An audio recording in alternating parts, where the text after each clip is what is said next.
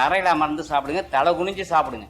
உணவுக்கு அது மரியாதை கொடுக்குறீங்க அர்த்தம். இப்ப யாருமே நிமிந்துக்கிட்டு சாப்பிட்றோம், உட்காந்துக்கிட்டு சாப்பிட்ற மாதிரி சாப்பாடே சாப்பிடக்கூடாது. ஒரு உணவு சாப்பிட்ற நீங்க தலை குனிஞ்சு தான் சாப்பிடணும். உங்க உணவுக்கும் கண்ணுக்கும் பார்வைக்கும் பக்கமா நெருக்கமா இருக்கணும். நீங்க போய் போன பேசிக்கிட்டே சாப்பிட்டீங்கன்னா எந்த உடம்புக்கும் சத்தா கொடுக்காது. நிறைய பேர் சொல்லும்போது நொறுங்க தின்றால் 100 வயசு அப்படின்னு, என்ன வேணா சாப்பிடுங்க ஆனா நொறுங்க சாப்பிடுங்க. அதுக்கு அந்த வார்த்தையே தப்புங்க. நொறுங்குனா பல்லுல நல்லா நொறுக்கி அரைச்சி சாப்பிடணும். சாப்பிட்ற உணவு வந்து கூழாக்கிடணும். எவ்வளவு ஹெவி உணவு உடம்புல பல்லுல கூழாக்கி அதுக்கப்புறம் தான் உள்ளுக்குள்ள தரணும். அது பேர் தான் நொறுங்க தின்னா 100 வயசு. ஒழிய நொறுங்க திங்கிறது அந்த நொறுங்கு வேற, இந்த நொறுங்கு வேற. பண்டைய காலத்தை பாருங்க, அந்த காலத்து கல்யாணத்துல பாத்தீங்கன்னா பந்தி பாயின்னு ஒண்ணு போடுவாங்க. பந்தி பாய் உட்காந்து தரையில தான் உட்காந்து சாப்பிடுவாங்க. பரிமாறும் போது குனிஞ்சுதான் பரிமாறணும். அப்ப பரிமாறும் குனிஞ்சு படிஞ்சா தொப்பை கிடையாது, சாப்பிட்டவனு குனிஞ்சு சாப்பிட்டா தொப்பை கிடையாது. இது இன்னும் பழைய காலத்து போனீங்கன்னா பழைய எம்ஜிஆர் படத்தெல்லாம் பாருங்க, பழக மேல உட்காந்து சாப்பிடுவாங்க. அப்போ உங்க ஒசர டிஸ்டன்ஸ் சாப்பிட்டு குமிஞ்சு சாப்பிட்றப்ப பாத்தீங்கன்னா இன்னும் இறப்பு உள்ளுக்குள்ள போயிடும். என்னைக்கு சேர் வந்துச்சோ அன்னைக்கே தொப்பை வராது. விதிமுறைகளை வச்சுதான் நம்ம உணவு முறை கலாச்சாரத்தை கொண்டு வந்தான். உலகத்துக்கே ஆரோக்கியத்தை கத்துக் கொடுத்தவன் தமிழை.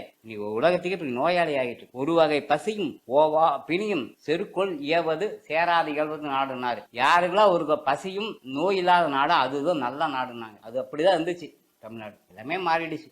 திருமூலனா ஒரு பாட்டை பாடுறாரு. கூறுவேன் தேகமது என்னவென்றால் குருபரனை எலும்புதனை காளாய் நாட்டி மாறுபாடா எலும்புக்குள் துவாரமிட்டு வன்மையுடன் நரம்பினால் ஒழித்து கட்டி தேறுதலாய் ரத்தமதை உள்ளே ஊற்றி தேற்றமுடன் அதன் மேலே தோலை மூடி ஆறுதலாய் வாயுதனை உள்ளடக்கி அப்பனே தேகமன கூர்ந்தாச்சேனர். கேடே எடுக்கிற அந்த காலத்துல எப்படி கண்டுபிடிச்சாங்க? உங்களுக்கு எத்தனை நாடி நரம்பு இருக்கு, எங்க ரத்த ஊட்ட எப்படி ஊட்டுறாரு, எப்படி செஞ்சாங்க, அத்தனை டீட்டெயில்ஸ் இருக்கு. இப்போ சில பொருட்களுக்கு தமிழ்ல பெயர் கொடுக்கும் போதே அதனுடைய மருத்துவ குணத்தை மையப்படுத்தி கொடுக்குறாங்க. சீரகம்னா அகத்தை சீர் செய்யக்கூடியது சீரகம். அந்த மாதிரி என்ன பெயர்கள்லாம் உண்டுங்க? அதான் வெங்காயம் சுக்கானால் வெந்தயத்தால் ஆவதென்ன, இங்கா சுமந்திருப்பார் இச்சரிக்கை மங்கா ஜீரகத்தின் தேடேன் பெருங்காயம் ஏரகத்து செட்டியாரேனாரு.